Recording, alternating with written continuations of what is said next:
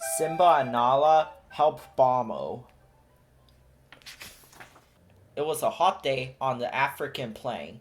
Zebras were grazing on the green grass. Giraffes were searching the treetops for tender leaves. Elephants were returning from the watering hole. And Kula, a Cape buffalo, had just awakened from his nap. It was time for lunch. None of the animals noticed little Simba. The lion cub was hunting. He crept up behind Kula. He pounced. Then Simba roared with all his might. But Kula never stopped eating. Simba didn't scare him one bit. In fact, none of the animals was afraid of the tiny lion cub.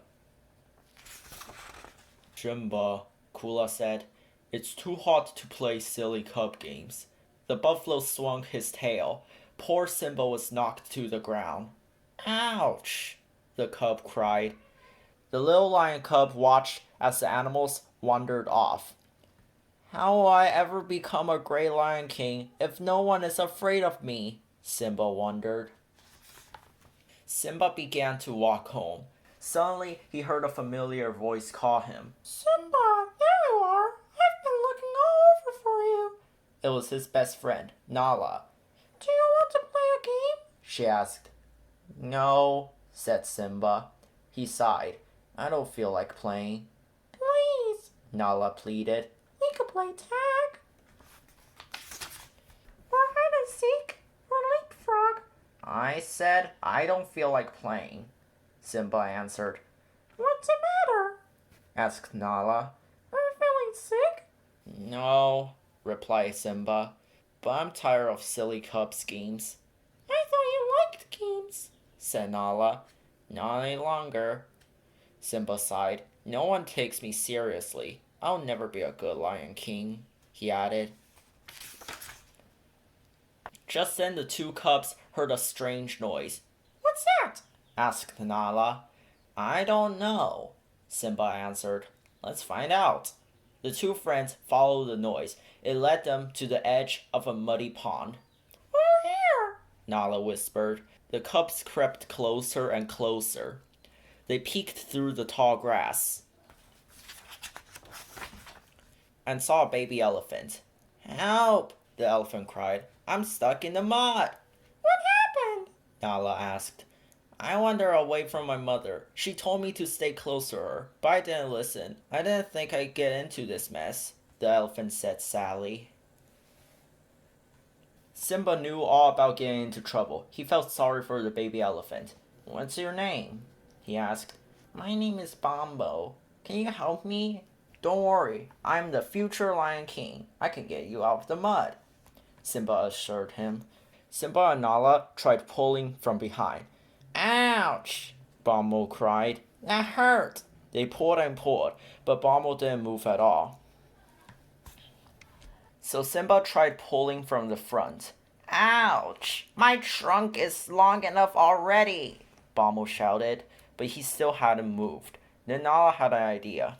Let's use that log to get Bomo out, she said to Simba. The two cubs rolled the log to the edge of the pond. They slid one end of the log under Bomo. Pull the other end down, Nala told Simba. This should lift Bomo up. Simba pulled and pulled with all his might. I don't think this is working either, said Bomo. I'm too heavy. I can do it, Simba grunted. Just a little harder. Splat! The lion cub fell into the mud. Bomo and Nala laughed. Simba, this is no time to take a mud bath, teased Nala. Very funny, Simba snapped. He crawled out of the pond. Got any other bright ideas? Nala looked at Simba's muddy face. As a matter of fact, I have, right here, Nala called as she ran off. Nala returned with a mouthful of leaves. What are you going to do with those? Simba asked. Nala smiled. You'll see. Suddenly, Nala flipped Simba onto his back. She began sticking the leaves all around his face. The mud held them in place. Stop that, Simba shouted. I don't want to play silly games. I have to get Bomo out of the mud. You will, Nala promised when she finished. You look like a mighty lion king. I look mighty foolish, grumbled Simba. You're too small to pull that log down by yourself, said Nala. Simba looked at his friend Sally. She was right. But you are big enough to scare up some help, she continued. The cubs went to the edge of the great plain. Then Nala whispered the rest of her plan to Simba. Simba did as he was told. He rushed out onto the plain. Roar! It was the loudest roar Simba had ever made. The other animals were frightened. They had never seen such a strange-looking creature before. The zebras ran away as fast as they could. So did the giraffes and the antelope. Even Kula, the great Cape buffalo, ran away. Chase him to the pond, Nala shouted. So Simba chased the herd of animals. He roared and snapped at their heels. At last the other animals were afraid of the future Lion King. Nala's plan was working. Simba chased the animals all the way to the muddy pond. Some of the animals ran around the pond. Some of the animals leaped over the pond. And just as Nala planned, one animal jumped right into the pond. Kula landed on the end of the log, and when the heavy buffalo pushed the log down, Bomo flew up. The cubs had helped Bomo get out of the mud. Bomo landed in some soft bushes. He was very happy to be unstuck.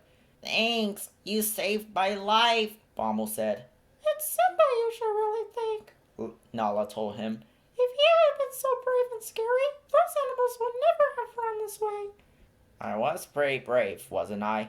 Simba said proudly. Maybe I will be a good Lion King after all. Nala nodded. Then she started pulling the leaves off her friend. It's late, Bobo said. I have to get back home. So do I, Nala told him. She yawned. But all that running has made me tired. Well, our future king doesn't get tired, but I wouldn't mind a nap, admitted Simba. Why don't you both climb on my back? Said Bomo. It's the least I can do. So Simba and Nala rolled home on Bomo's back. They couldn't wait to tell their friends about their rescue of Bomo, the baby elephant.